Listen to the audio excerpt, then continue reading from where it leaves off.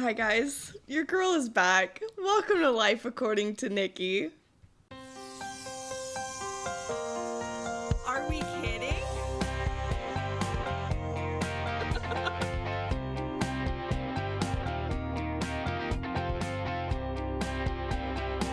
Oh my gosh, I love that. You guys, I've missed you. I've missed talking to my wall, knowing you're all there behind it, in spirit, listening to this in your cars, while you shower, while you clean your houses, while your kids crying in the background. I love you all so much, and we are back today to discuss what I've been watching, because it has been a minute since I have done this. I've been kind of all over the place, super busy, tired. I've been doing the sex ed thing, so I've had those episodes. But we are getting back to our roots. More like we're getting back to our butts, being sat on a couch, laid down, while I watched TV and movies, okay? Because as busy as I have been, I have always been able to prioritize TV watching, movies, and books. Because that is what I do with my free time. That is the way that I relax in this world. That and going on walks where I jam out to music and dance like nobody's watching. Those are my methods. And pole dancing, although right now, currently, I haven't been pole dancing in months because, unfortunately for me, I can't afford it. So sad. I can't afford it over here because I have to take an Uber to get there, and then I gotta pay for the class. And I've been working all the days that I would have gone to my pole class, so I had to stop. I was doing it all the way up until, 6 months ago or something. I've been devastated and missing it ever since. But it's okay. It's okay. I'm working towards my dreams. And when I get back to Utah, mark my words, I will be going back to pole dancing classes, and it will be all over my feet again. So, sorry, but that's coming back. Or actually, I should say you're welcome. I should say sorry to my mother, and I will say you're welcome to everybody else. Okay. Guys, let's get into it. Let's start off with what I watched most recently. Let's just work backwards, okay? Just this week, I watched The Housemaid. Now, we are going to be reviewing what these movies are about, because I know that you guys like that. I've had so many people reach out and tell me that they love it when I do like a review. So we're just going to see how much I can do in the allotted time that I have before I go to dinner. Starting with The Housemaid. Now, The Housemaid is based on a book. I have not read the book, but I did read every single spoiler for the book, and I watched 2 YouTube videos reviewing the plot of the book prior to watching the movies. So, did I read it myself? No. Did I feel like I read it? Absolutely. Speaking of YouTube videos that I watched reviewing a book, I have now seen 2 different book reviews, like breakdowns of Wuthering Heights. Again, have not read that personally, but I feel like now I have. I think I got the gist. I watched 2-hour-long breakdown videos of the entire plot. So, I'm excited to watch it and compare it to the book that I never read. I spoiled the entire thing for myself, by the way, because I also watched a YouTube video this morning, another hour long, about the comparison between the book and the movie. So, I feel like I'm very in the know on that. But Wuthering Heights, a tragedy, it doesn't really appeal to me. I may be a reader, but I'm a selective reader. Same way with TV and stuff. Like, I may be into watching TV and stuff, but I'm not into all of it. Like, I'm not one of those people. I'm actually so hard to please, okay? I'm not just like sit down, have a good time with anything. Nope. Not me. Maybe somebody else, but if you're talking about Nikki Kelly, you're not talking about a girl who's just like, easy breezy, goes with the flow, down for whatever, doesn't really need much to be comfortable. That is not me. That's the opposite of me. I don't know who the heck you're talking about, but it's not me, okay? If you're talking about the person that's like really hard to please, needs 15 bazillion pillows to be comfortable, and even then, she's moving around, talking through the film, that's me. That's me. And it sounds terrible when I say it like that. It's like, how does this version of Nikki Kelly have any friends? I don't know. That is the great life mystery that I constantly ponder on, and hence my gratitude towards each and every human being in my life. I'm like, my gosh, I couldn't do it. I don't think I could be friends with me. I mean, no, I am fun. I am fun. As my roommate Jackie has said before, my life slogan is, well, she said this about me. She was like, yeah, you're a lot, but you're a lot of fun. Oh, wait. Yeah, you're a lot, but you're also fun. I'm gonna have to look. I put it as like an Instagram caption once upon a time. But anyways, I think I am entertaining. But yeah, sometimes living with me just all the time, I'm like, my gosh, I wish I could be that girl that's just like, yeah, I can be comfortable anywhere. I'm down to watch whatever. I can eat anything. I wish. Not me, though. And I will vocalize that. So just know. Okay, going back to The Housemaid, where we started. So The Housemaid has some big names in it. It's got Sydney Sweeney and Amanda Seyfried. Seyfried? Is that how you say her name? I really like her. She, if you are unfamiliar, she's been in a ton of things. But what I know her most for is Mamma Mia 2, where she plays like the... Does she? No. She's in Mamma Mia 1. What the heck am I talking about? Mamma Mia 1. And then she also... What else do I know her from? From Les Mis. I know her from that and Letters to Juliet. Oh, and Dear John. Yeah. Oh, she was also in Mean Girls. She's been in a lot of things. My goodness. She plays the dumb one in Mean Girls, where she's like, there's a 16% chance that it's already raining. Good times. Okay. So we have her, and then we have Sydney Sweeney. And to be honest, I don't know a ton about Sydney Sweeney, but I know there's a lot of controversy with her right now because she did the jeans ad for, I think it was American Eagle or maybe Urban Outfitters. Don't even know. That's how in the know I am. Where she said, you know, something about like how amazing her jeans are. And then everyone was upset because she meant it as jeans, Genes, like how great her genetics are. And she's, you know, like a size 0 white girl. So people got upset about that. And then when trying to address the controversy, she just kind of like doubled down and said like, I don't get why people had a problem, which didn't make her any more likable or anything. So I also know that I think she's in Euphoria. Excuse me, bus is outside. I'm trying to talk here.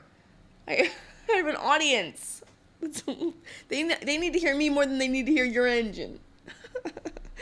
Anyways, I think she's in Euphoria. I actually don't know because I've never seen Euphoria and probably never will. That does not interest me in the slightest. But yeah, she was recently in the Anyone But You. Yeah, I didn't like that movie either. So anyways, I'm not a big fan of hers, but whatever. I do have to say, though, on this app that I use, Queue, you guys know how much I love this app. It's the greatest thing ever if you are a TV or movie watcher. They did her freaking dirty with her cast picture. Oh my gosh. I don't know where they snagged that from, but I guarantee this girl has better photos. But on where it says, like, the cast, it's a terrible photo of her. Poor thing. So, in this book/movie, trigger warning, it is about domestic violence. Now, of course, I knew that going in because, again, I had watched all the spoilers. So, I don't know how I would have felt about it had I not known that going in, but I think I also knew the reason I read all the spoilers is because I'd heard so much about this book in the past, I don't know, like 3 to 4 years. So I knew that it had some sort of mystery element, some sort of shock element, and I just don't like to be kept on the edge of my seat, so that's why I spoiled it for myself. So we'll never know what my opinion would have been had I not known, if I would have been surprised. We'll never know. Because, again, I'm not that girl. I'm not the girl that can just, like, you know, wait patiently and be surprised. No. I'm going to spoil it for myself because I don't really want the anxiety that might bring. I don't know. Because maybe it won't, but we'll never know. I take away the choice. I just am going to relax and watch something knowing full well what's going to happen.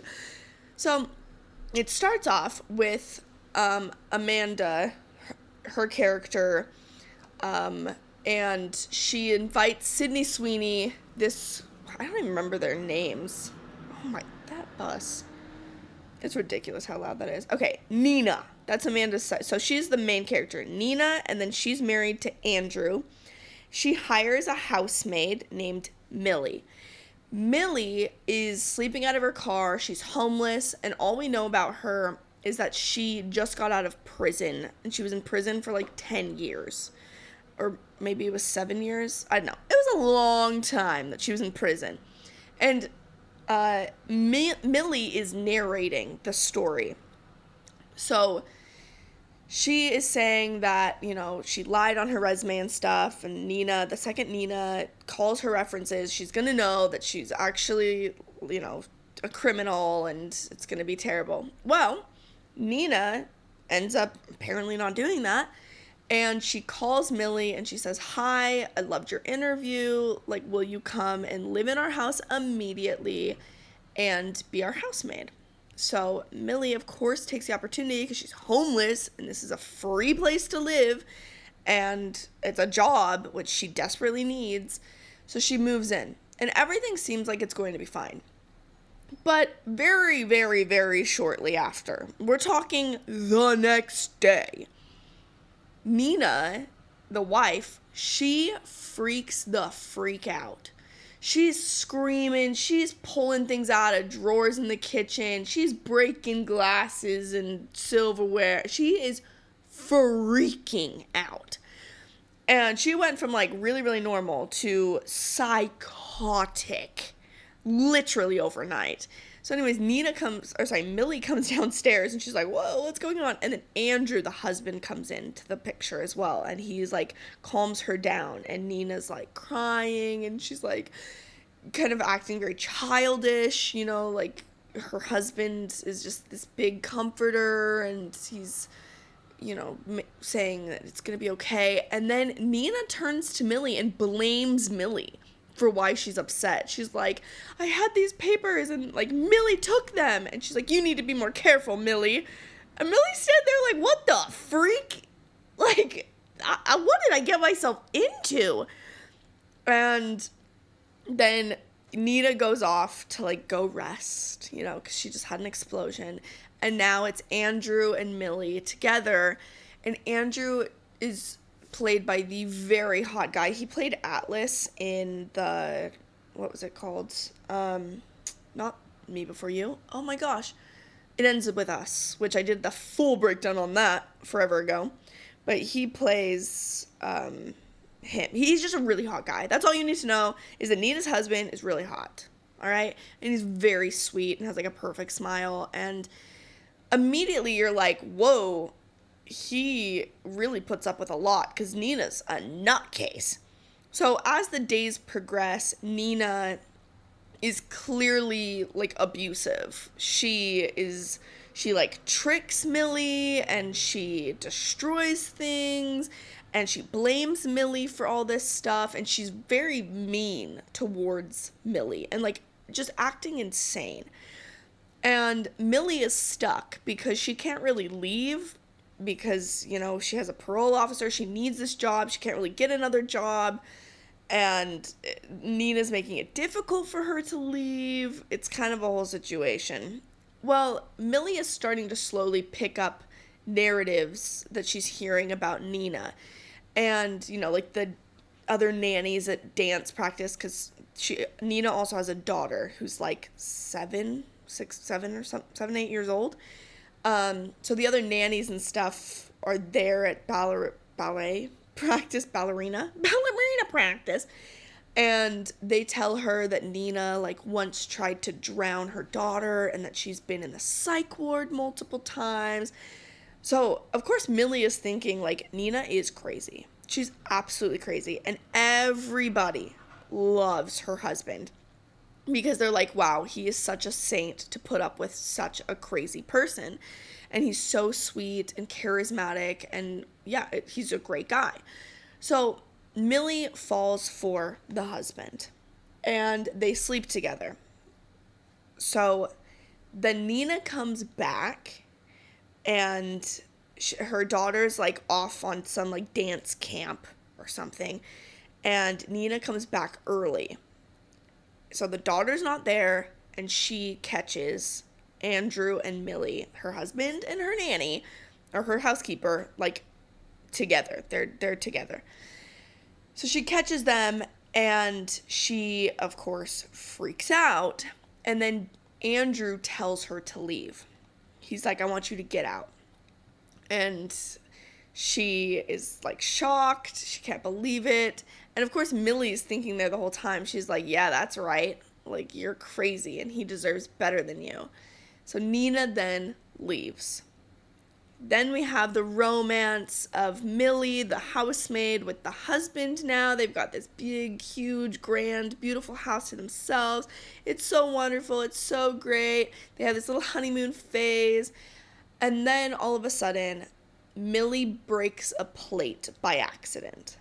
So she drops this plate, and it was like a really important plate that was given to Andrew by his mother. It's like a family heirloom. Well, she's like, oh, oops. Andrew comes downstairs. He like comforts her. It's okay that you broke it. And he says, put it, together, and I have a guy that can fix it. So she does. She puts it in a baggie and like leaves it on the counter. The next day, Andrew sees the bag, and then he somehow asks her for, I don't remember. No. He drugs her. That's what it is. He gives her like a bottle of wine. He's like, let's go upstairs. So they go all the way upstairs to the attic where Millie's bedroom was, before he moved into the master and took over for Nina. But she used to live in the attic in like this small little room that didn't have any ventilation and like had a lock on the outside of the door. So they go in there, and he drugs her. And when she wakes up, there's only the bed. Like all of her furniture and stuff have been taken out. And she's now locked in this room. And that is when it is revealed that Andrew is a psychopath. So Andrew says to her, like, I'm not, I'll let you out, just not yet. You have to take this plate. He like slides it under the door, one of the pieces from the plate that she broke. And he says, you need to make 27 cuts in your stomach with this broken plate. He goes, and if you don't do it deep enough, like, you're just going to have to start over. And, of course, she's thinking, what is happening? What's going on? This is crazy. And it all starts to click. So then the narrative and narrator switches. And now we see where Nina has gone. And Nina's gone, and what we thought was her crying in the car when she was kicked out of her house actually turns to her, like, manically laughing. Because now she's free. So then we go through her story of how she was this vulnerable single mom. Andrew came along. He was sweet and he was charming, and she, was desperate. And so, it all seemed like it was going to be great. And she rushed into it. She said yes to marriage. And then quickly thereafter, she started getting locked in the attic. And he would make her do, like, crazy things, like pull out her hair. She had to pull out, like, 100 hairs. And each one of them had to have a hair follicle on them. And she did it wrong the first time. And so he made her do it again before she could be released. And he would, like, starve her. He would just torture her. It was horrible. Absolutely horrible. So she planned this whole thing to bring in that housemaid, knowing that was Andrew, her husband's weakness, was like he loved being adored. So she knew that if she acted psychotic and kind of treated Millie very badly, that he would want to step in and be Millie's hero in the same way that he was her hero once upon a time. And so she did that. She made that play. So she's not crazy. Like, she felt like this was the only way to escape. So her and her daughter, they're going to leave. And then her daughter says, what about Millie? And she's like, Millie can take care of herself. Because Nina knows that Millie, the reason that she was in prison is she was in prison for murder. Because she walked in, when Millie was in high school, she walked in on her best friend being raped. And she then killed the guy who raped her. But her best friend denied everything. She said that she wasn't, being raped, and so Millie was then sent to prison for manslaughter for 10 years. So Nina knew all of this, which is why she picked her. She picked her because she was like, she can defend herself against Andrew. Well, anyways, her daughter says, what about Millie? And she says, Millie can take care of herself. And her daughter was like, we should go get her. Like, please, Mom.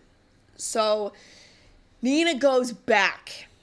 Now we're back in the house. We're with Nina. She cuts herself 27 times with the plate. She's bleeding from her abdomen. It's freaking gruesome, man. It's terrible. And she goes to be let out, but Nina had actually left her like a knife. She had hidden a knife in there for her. So when Andrew comes to let her out, she stabs him in the neck, and then she ends up locking Andrew in the room. And then she proceeds to torture Andrew. So this happens over the course of like a day or two. So now she makes Andrew like pull out his tooth. It's crazy. Like, she tortures him. Well, Nina shows up. She sneaks into the house thinking that, of course, Millie must be locked in the attic. So Nina goes upstairs to the attic to let her, who she thinks is Millie, out. But it's actually Andrew locked in the attic. So she opens the door and Andrew busts out. And then Andrew tries to kill both Nina and Millie. And in the end, spoiler, because so many of you are not going to watch it, which is why I know you listen to this podcast, because I'm just going to tell you for you. So what ends up happening is there's like some back and forth, some trying to beat them up, blah, blah, blah. And Andrew goes to kill his wife, Nina, and Millie comes. We thought she was gone. We thought she like exited the building, but she ended up coming back to save Nina, and she pushes him, and he falls down the stairs. And, it's a whole crime scene situation. So Nina then looks at Millie and says, I'm so sorry I did this to you. Explains herself a little bit, and she's like, you have to go. And Millie was like, well, you're going to get arrested for this. And Nina said, we'll find out. So the story is, the one that Nina says, is that her husband was like changing a light bulb, and then he fell down the stairs. Well, the cop that comes, she's a female cop, and she's like, is that so? Like, he was missing a tooth, like there was defensive injuries, there was all this stuff, and you're just saying that he, was changing a light bulb. And she's like, yeah. Then the cop reveals that her sister was once engaged to Andrew, and that one day she showed up on her doorstep, and she's never been the same since. And so because of that, the officer then goes, it's so sad that sometimes accidents like this happen.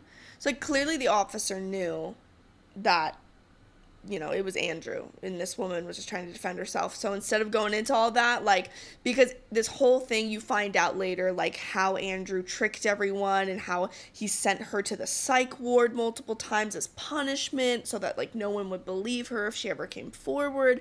It was crazy. Well, anyways, this cop lets it go, and then now Nina has all this money, and she gives a check for $100,000 to Millie at the funeral. And that's almost the end of the movie. The very, very end of the movie is Millie going, and she's being interviewed for another housemaid job. And this woman says, you were recommended by Nina. And on this woman's wrist is bruising from clearly abuse, like someone grabbing her. She says, my husband's very, very difficult to please. But Nina said that you could help. Meaning, Nina sent you to kill my husband. And then Millie says, when can I start? So that is The Housemaid as a whole. It was very interesting to watch. It's a compelling story. It wasn't amazing, but it definitely wasn't bad. It was straight down the middle. I'm going to give it a 6 out of 10 for my personal. Again, we'll never know if I would have liked it more, if I wouldn't have seen it all coming. I don't know. Nah, it was okay. The acting was fine. There was nothing I didn't like about it in particular, but it was just meh, kind of. There was just nothing spectacular about it. So I enjoyed it. I'd probably watch it again, even though sevens are when I start rewatching stuff. But if someone really wanted to watch The Housemaid, and either because they read the book or they just heard about it, like, I think it would be fun for me to watch it with someone who did not see any of it coming, knew no spoilers, nothing, and just said like, oh, what's this movie? I've heard about this. I've heard it's good. I think I would watch it again in that particular situation, but anything other than that, I don't know. Yeah. It was okay. It was good. But if you are, time poor and you're only here to watch things that are super, super good, don't put it on the list. Just know it was entertaining, but and it was heart-wrenching at times too, because anything with abuse is like, oh, terrible. But yeah, I feel like maybe it could have been more. I wish I had more distinct notes on what could have made it better, but I don't. No, I'm not thinking too deep about it. It was fine. Okay, moving on. Next we have the 3-part docu-series Fit for TV, which was all about the reality of The Biggest Loser, which was a TV show that I used to watch all the time growing up. And it's kind of like half and half, whether people have heard of this show or not. Or maybe that's just my international audience that I currently live with right here. Because my friend Manu, I watched it with her, shout out, she is from Colombia, and she said that it was like super popular where she's from. But then I had, my other friends from like the UK that hadn't heard of it before. So The Biggest Loser was a weight loss TV show. And they would have all these people go on, and basically, yeah, they just like work out for 8 hours a day and are verbally abused by their trainers, Julia Michaels and Bob. Oh gosh, what's his name? Bob something. Hold on, the cast list. Bob Harper. It was, I think it was a really good watch. I really liked it as a documentary. I found it very fascinating and interesting. Especially from the perspective that we have now in 2026. It's like, this could never exist on TV now. Never. The fat shaming, the way that it was okay put in quotes, it was okay for these people to be treated like actual garbage just because they're fat. Like, no, that's not okay. That is not all right. But, that was the time. Like, Biggest Loser had marketing everywhere. It was so big. People went by the thousands for these casting calls because they really thought, like, this show will change my life. I'm going to get on this show. I'm going to lose a ton of weight. And, I mean, the prize was I think, $250,000, because that's why it's called The Biggest Loser. The person who loses the most weight, they win. They win $250,000.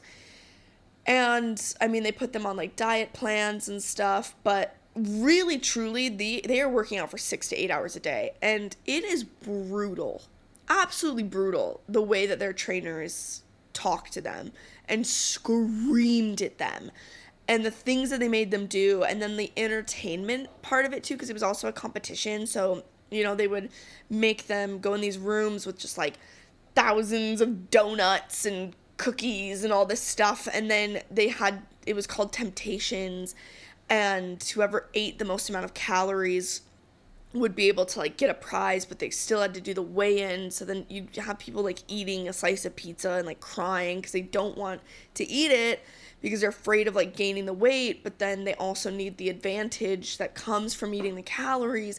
It was twisted. Like, looking back now with the perspective we have, it's like, that was not okay at all.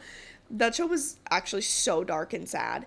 And it was also fascinating to hear from the contestants that were on the show about how it did not change, their actual eating habits in a lot of ways, because it was not sustainable in any capacity. It didn't actually address, where this eating was coming from, where they're either overeating and under exercising and stuff. Like, we're not addressing where that's coming from. So it was a lot, but if you were a fan of The Biggest Loser, I do highly recommend the 3-part. It's a quick binge, like, an hour each, or maybe even 45 minutes each.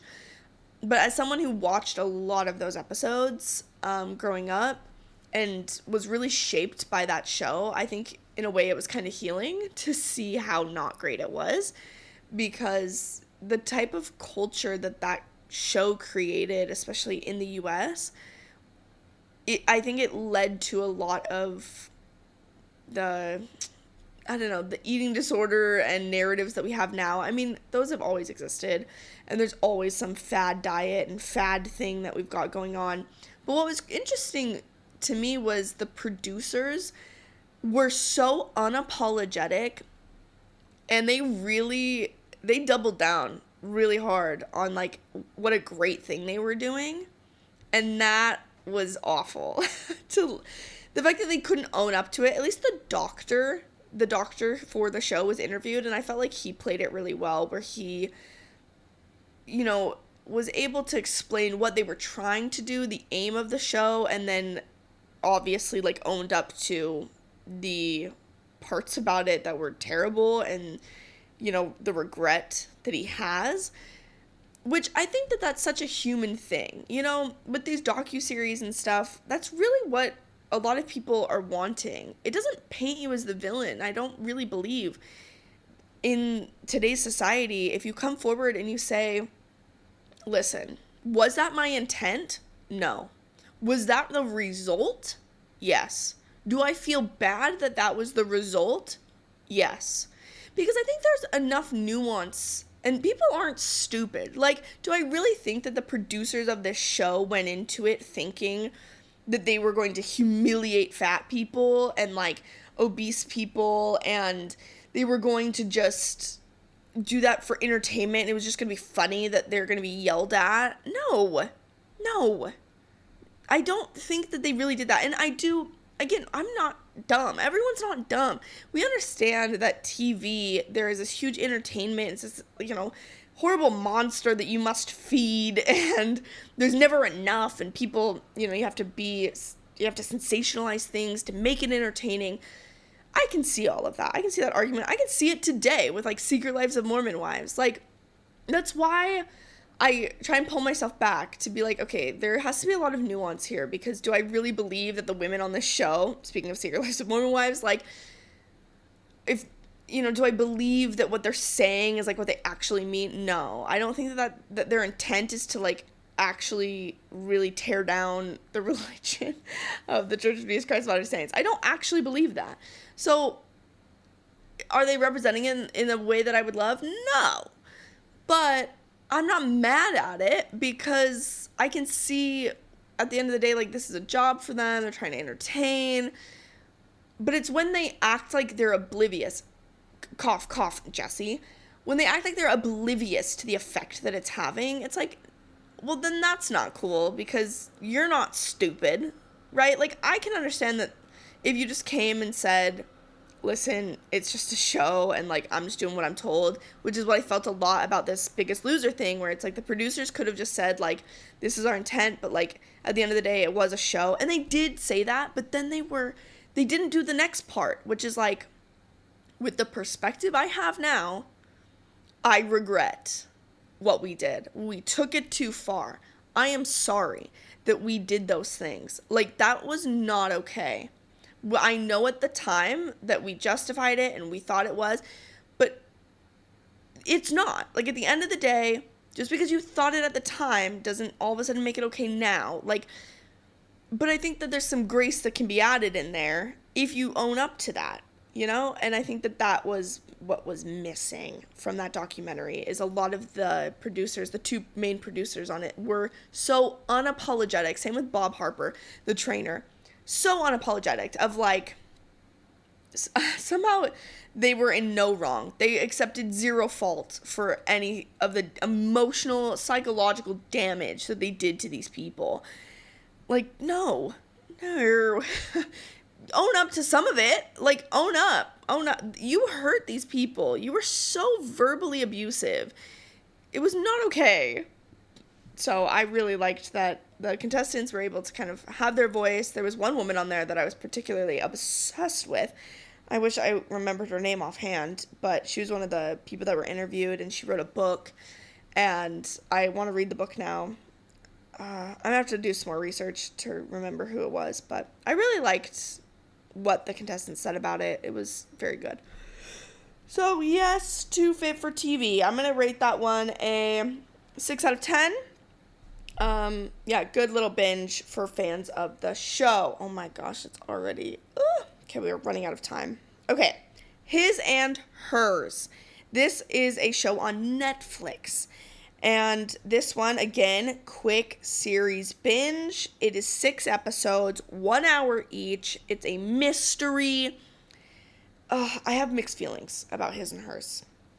All right, so the plot of the show is you have this woman who's a reporter, and she goes back to her hometown, this small little town, because she hears that there's a murder that occurred. She goes to this small little town, and the sheriff, or the main detective, we don't know this until it's revealed at the end of episode 1, so spoiler. But I also think it's in the trailer, so I don't know how much of a spoiler this is. Well, anyway, she goes back to this hometown to, like, to do the reporting on this little small town murder from her hometown.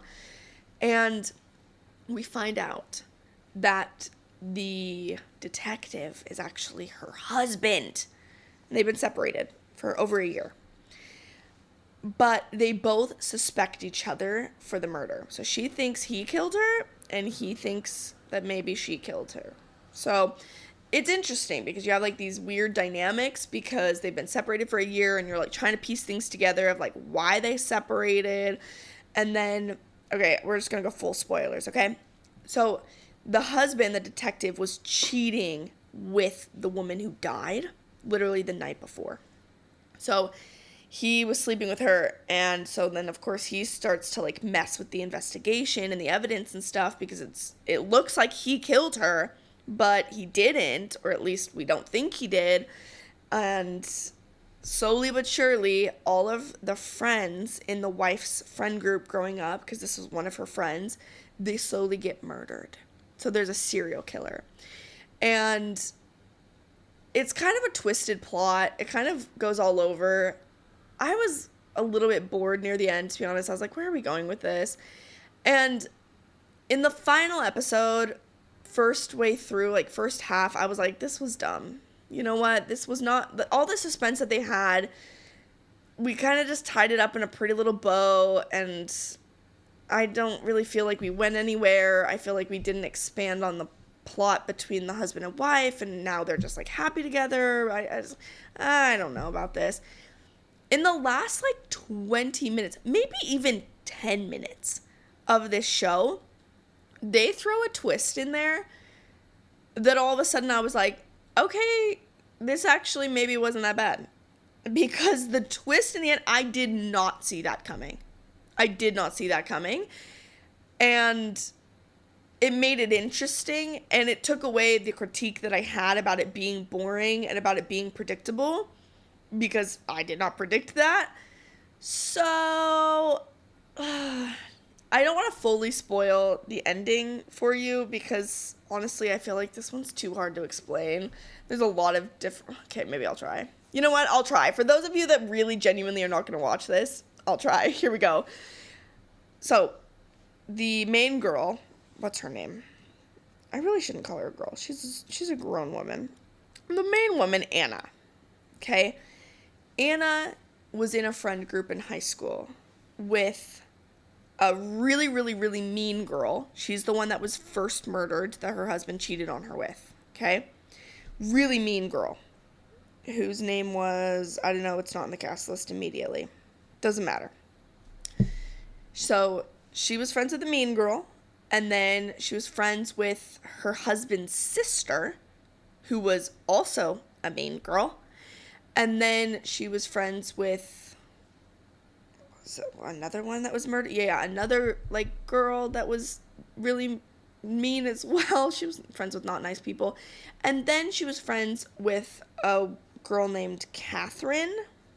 I think it was Catherine. Hold on.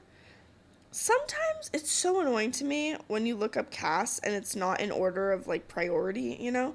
Like, just give me the main characters, can't we? Okay, I think it was Catherine. Alright, whatever. So, It was her, these three mean girls, and then this girl named Catherine. And Catherine was bullied by the three mean girls, but then she was later brought into the group. You know, the classic story of, like, them bullying her very badly and then being like, you know what, we'll make you our project. So, it was her birthday, and they go into the woods. The mean girls make this party for them, and they go into the woods, and they're dancing, and they're having a great time. But what ended up happening was the mean girls, they had invited some older guys, some like college guys, to come and meet them in the woods. And they start drinking with these college guys, and the college guys start to like abuse and sexually harass the friend Caroline. Okay, the one that was bullied and then brought in, they start to abuse her. Well, Nina, was it Nina? No, her name's not Nina. That was our last one. Anna, the main character of the show, the reporter, when she's 16 years old, so this is when they're all kids, she goes over to the two guys that are sexually assaulting her friend and says, like, stop. You know, it's like, hey, get off of her. So what they end up doing is, instead of abusing Catherine gets up and runs away, and they then pin down Anna, and then they rape her. And Anna is, like, screaming for Caroline, and she says, you know, like, please help me. And Caroline says something terrible that's like, you know, I don't even remember, but she just leaves. Like, she literally watches Anna, who just saved her from these guys, and she leaves. She walks away as they're about to hurt her. And then the three mean girls sit on a couch in the woods. They, like, brought furniture out in the wood and stuff, and they sing happy birthday while these two men rape her. It was horrible. It was terrible. And we find this out because she was holding a camera, Anna was, when it was, like, they were in the woods and blah, blah, blah. She's holding the camera. She puts the camera down when she goes over to, like, rescue Catherine. And the whole thing is caught on film. Fast forward or rewind, I don't know. Okay, so that occurs when she's 16 years old, okay? She is raped in the woods and it is witnessed by her three friends. Friends, put in major quotes. And then here we are, you know, 20 years later, and one by one, they start getting killed. So the blonde one, she's murdered, and we think it's the husband because he was cheating with her. Then we think it's the other friend. She gets murdered. Then the sister gets murdered. And then Catherine, there's like a whole twist with Catherine, who she actually killed her sister when they were younger. Then she took her sister's identity. It was crazy. Like, it was a wild twist there at the end. So we think that Catherine is the one that killed the three friends because, you know, they bullied her and they, like, lured her into the woods. And so we actually think it's Catherine. So Catherine tries to kill Anna, and Anna ends up being saved, and so now all of the friends are dead, okay? The three mean ones plus Catherine, who I'm still going to label as a mean friend as well, because she walked away when she was about to get hurt, and she literally saved your life. So, Catherine, dead to me. So, all of the friend group is dead now as adults, and, you know, the reporter, so Anna and her husband were able to work out their issues and come together, and then they go over to her mom's house, and her mom this entire time has been, like, suffering with dementia. Like, there are signs of dementia going on. She's, like, been leaving her house and, like, standing naked in the street, and she's, like, been losing her memory, all this stuff. So, like, you know, her mom, her poor sweet mom probably has dementia.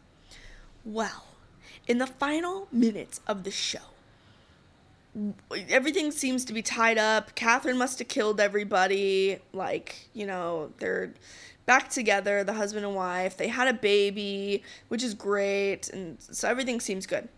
And Anna's now reading a letter from her mother about how her mom watched her old tapes to, like, because she was missing her, while she was gone, and separated from her husband. And so she watched all of her old tapes that she kept in her childhood bedroom. And one day she came across the tape, the film of that birthday party where her daughter was raped.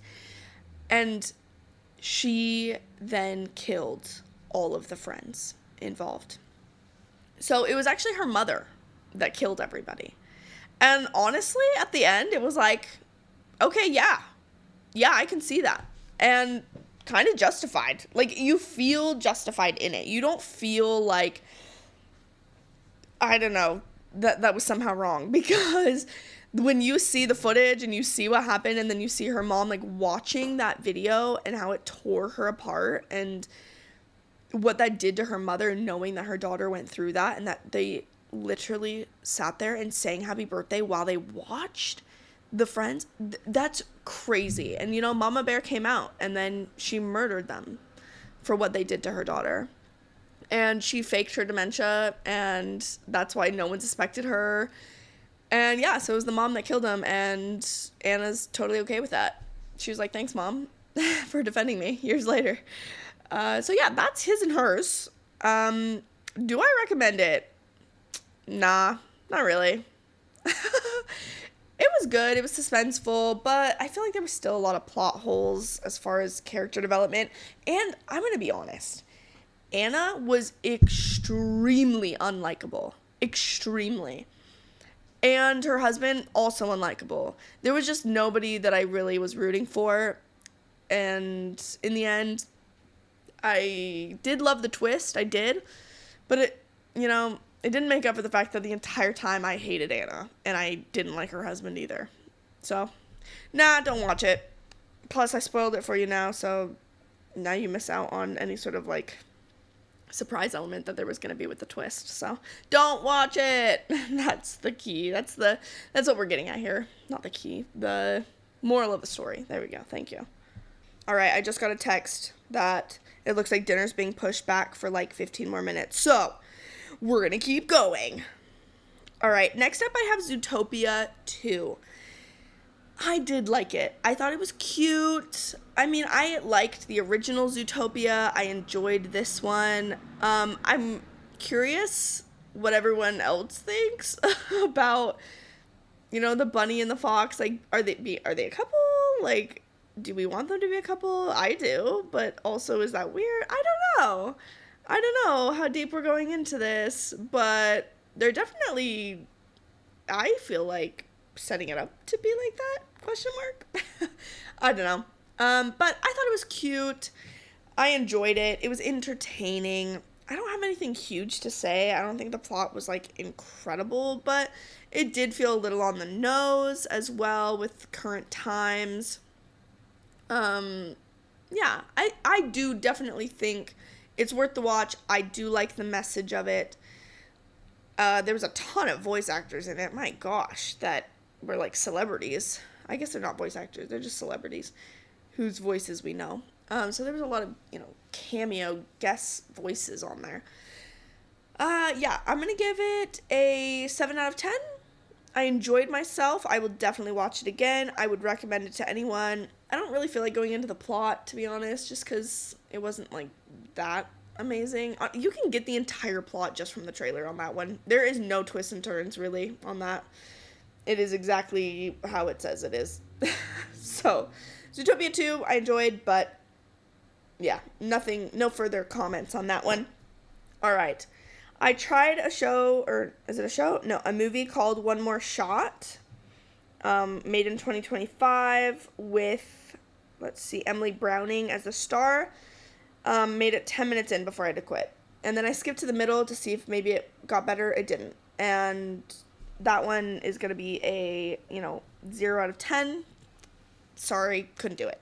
It was a time travel movie. We know how much I love a time travel movie, but couldn't do it. Okay, next up we have People We Meet on Vacation. Let me take a breath for this one because I read this book. I'm an Emily Henry fan, as most of us know. Although, according to my latest Goodreads, am I an Emily Henry fan? I don't know, because I actually really only like 2 of her books out of all of them. I really love Beach Read and I love Book Lovers. Everything else is like okay. I love Abby Jimenez way more. I'm way happier with her books.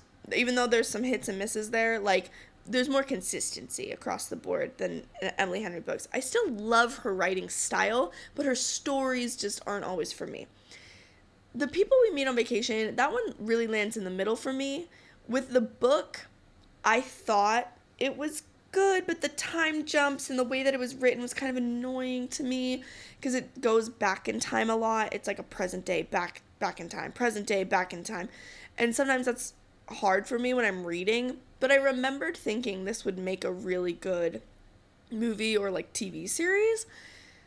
So I was so excited when this was cast, and also the casting for it. It was like two of my favorite actors right now, which is Emily Bader and Tom Blythe.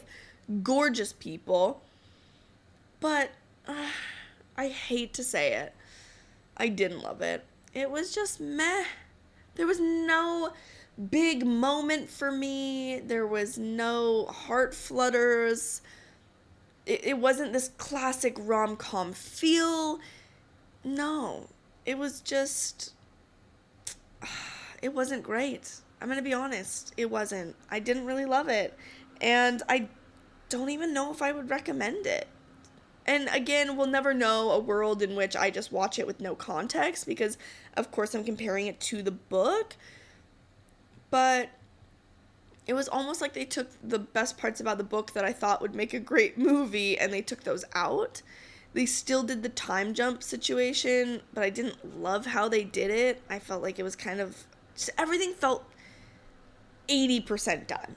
It didn't feel like it was 100% there. Like, it was 80%, which is still passing. It's still a good grade, you know? There's a lot of things out there that are 50% that are just stupid. So it's better than those. But was it amazing? Not at all. Was I excited about it? No.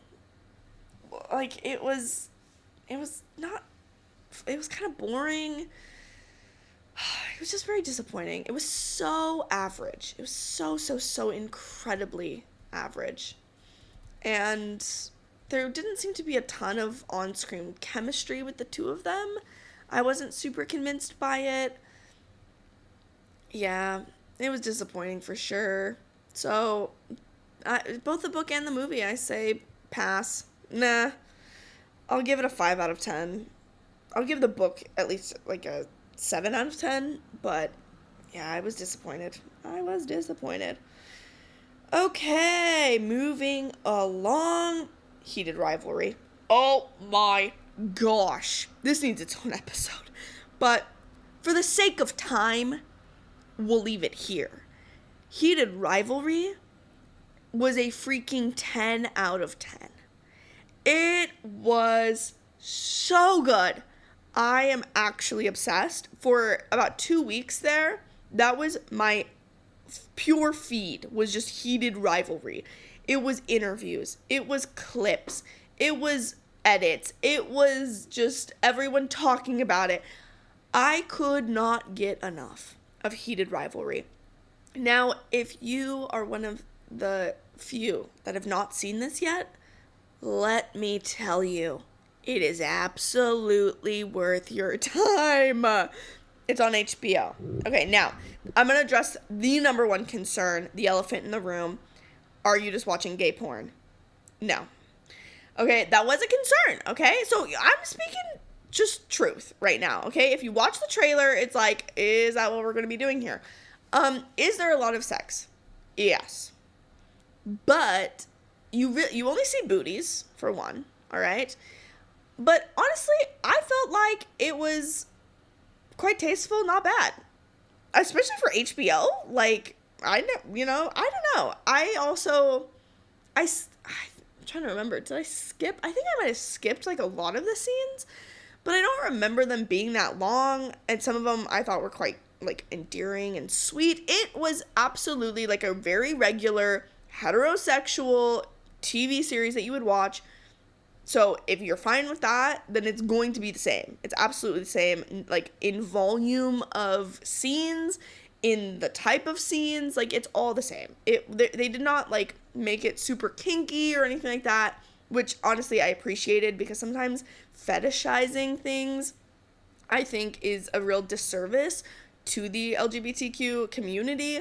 I really don't like that personally, and especially I have like a lot of opinions on it in the sexuality realm. And also I am not, this should be said, I am not as affected per se by like a ton of sexual content, because my whole career is sexual content. Does that make sense? So like, I don't know, maybe you would watch it and be like, whoa, Nikki, like, you said that it wasn't that much, and it's, like, way more. Okay, we do need to keep in mind that when I'm saying, like, yeah, it, like, wasn't that much, I also have a warped sense at this point in my life of, like, what too much is. But, I mean, again, I don't really love watching sex scenes in general. It's just, like, not my vibe, because I get way too, like, analytical about it. It's annoying, actually, because my whole career is sexuality. So when I see something, even with heterosexual couples, it's honestly worse. So like, this was, I thought, better. But when I see it and I'm like, oh my gosh, like, do you know what this is teaching women about orgasm and how false this is? Like, that really gets to me and I don't like it. So I skip a lot of sex scenes in general just for that reason. So I did the same in this series. But the reason I freaking loved this series is because they're just a really sweet couple. It's just adorable. It's just so feel good, precious, romantic. It's amazing. Their love is so beautiful. It is. And I loved everything about it. Oh my gosh. I cried. I laughed. I wanted to watch it again instantly the second I was done. It was so good, and it is so bingeable. Oh my goodness. And I feel like I could talk about this more in depth on my sex ed podcast, and maybe I will. Maybe I'll do a future episode of like, why was Heated Rivalry so good? Why do straight women love this show? Why did it have such a huge impact on women specifically? This is a show about two male hockey players that fall in love. They are like on rival teams. One's from Russia, one's from Canada, and they fall in love. Why was that so compelling to straight women? And I feel like I could genuinely do a deep dive on why. Because that is something that I find so fun and interesting, and I'm actually considering doing an entire series. This is me like soft launching it right now, right? I don't know. Tell me your opinions. Tell me your thoughts about this. But I think it'd be fun on my sex ed podcast to do kind of a series about sex in media and just sexuality in media, because I'm such a huge TV, movie, book reader, watcher, and the study of sexuality fascinates me to no end. Stuff like this just grabs at both parts of me that get obsessive, and it, you know, I just like love to think about it and love to talk about it and love to diagnose it and sit down and figure out and blah blah blah blah blah, because I think there's so many elements that we could talk about when we talk about like gender roles, and when we talk about eroticism. What is erotic to women? What is arousing to women? And why this type of romance, even though it is like two men together, what about that is so romantic to women? I think I could do an absolute deep dive into that, because there's a lot of things at play here, and safety is like a really big element, and also the way in which these two interact with each other and have intimacy absolutely is like towards the female gaze. Even though it was a male director, the whole entire thing was very much through a female gaze. And I think that that matters so much when it comes to a conversation about erotic content and women, and we could get into like smut and the difference between like smut and pornography, because that's also a really interesting conversation. So you know what? Yes, I'm gonna do that. You tell me if this would be interesting. Tell me if you would subscribe. Tell me if you'd listen to it on my Patreon. If this is something that would be compelling to you. Is doing kind of a series just on where I talk about certain TV shows and I go into depth on how it relates to my field. So I would definitely do Heated Rivalry. Also, Adolescence. That show, 1000%. Honestly, Bridgerton. Because I've been recently watching the first 4 episodes of season 4. Even though I know I said I would never go back. But, you know, when you're the one with the projector and your friends are like, please, Nikki. Okay, and this season, actually, not been bad. Okay, is it Cinderella? Is it generic? Is it boring? Sure. But am I here for it? Okay, yes. Yes, I am. Kicks and rock. So annoying. But yes, I am. I'm here for it. But I think the core of like Bridgerton in general, season 1 through season 3, there are so many themes that have to do with sexuality and like this, you know, the women being these pure innocent people and then like all the men being these rakes, and then also of course the entire plot of season 1, hello, yeah, which if you don't know what that is, I think that that'd be interesting for me to break that down. Also, I do have an entire episode where I break down the plot of Bridgerton, of season 1 and season 2, and potentially season 3. I don't remember. But I think it's called, like, not Wizards and Whistledowns. Maybe it is. Yeah, anyways. I talk about Bridgerton on one of my episodes. So if you're like, wait, I don't know what you're talking about. Girl, you know I've already covered that. Go listen. Go do your homework. Go do your research. It's back in the backlogs. Okay, yes, I'm going to start writing these down, and this is not going to be one of my unfulfilled promises, because I actually have been composing a list. I've been coming up with some different ideas of all the different ways that I want to take my Patreon and all the things that I want to offer on there and the kind of content that I want, and I think that that would be just a fun series to have, because this is something that combines my passions. So get ready.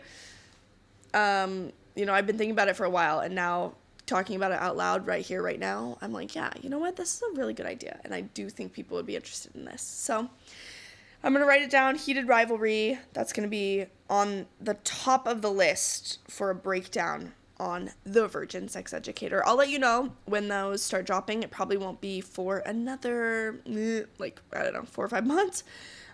Because right now I'm working on my top 20 questions that I'm asked and getting those videos out. I just dropped another video about lube, the different functions and uses of lube and the different ingredients and silicone versus water-based versus oil-based. And then I'm just barely this week hoping to drop the one about the brands, the differences between brands when it comes to lube, because we need to know these things. So yeah, that's coming soon. I have to go now. Thank you for just chatting. Thanks for, I mean, you didn't open your mouth. I hope you did. I hope that, you on your side of the phone was, like, participating in this conversation. But thank you for sitting and listening or watching or whatever. Not watching. What am I saying? You get what I'm saying. You get me, girl. And guy. There's some guys that listen to this. Shout out to all of you. Sorry I neglect you when talking about us as a group and a collective. I know that you do exist. I see you on my stats, but sorry. I'm one for the girls. I'm here for the girlies. And if you're a guy, I feel like the type of guys that listen to this actually don't mind that I just say, hey ladies, and they're there too, because that is the type of men that I love to have in my life. That's the type of men that I really appreciate, and they're amazing. Speaking of men, one is about to come in my door right now. You can come in. Hello. I have a squatter staying in my apartment at the moment. Josh, do you want to come say hi to the people? Hold on, he's coming, everybody. Josh has actually been on the pod before, if you remember. He's got a British accent. Hello, the people. Yes, I'm the squatter. The squatter. Josh, unfortunately, got kicked out of his apartment. It was actually really sad. He broke a ton of rules, and then he got kicked out. Basically, you're a fugitive from the law. Yeah. Oh, Yeah. fugitive. Yes. Yeah. Yes. I'm hiding him. And oops, maybe we shouldn't put this up to the public. No. We'll have to cut this out. No. Josh is leaving to go to Hawaii. So annoying. He gets to go do research in Hawaii. Isn't that so annoying? It's cool, yeah. Yeah. Man, the lives some people live. And anyways, he needed a couch to sleep on until he leaves because his contract ended like a week early before he has to leave. So anyways, did any of you need to know that? No. But do you get to know that? Yes. Okay. It's time for me to go because I can't actually record this podcast with someone else in the room when it's a solo episode. I can do it no problem if I'm like interviewing someone, but I've discovered, yeah, I need to be talking to my wall if I'm going to do this. So bye everyone. Thank you for listening to my thoughts on life because this has been Life According to Nikki.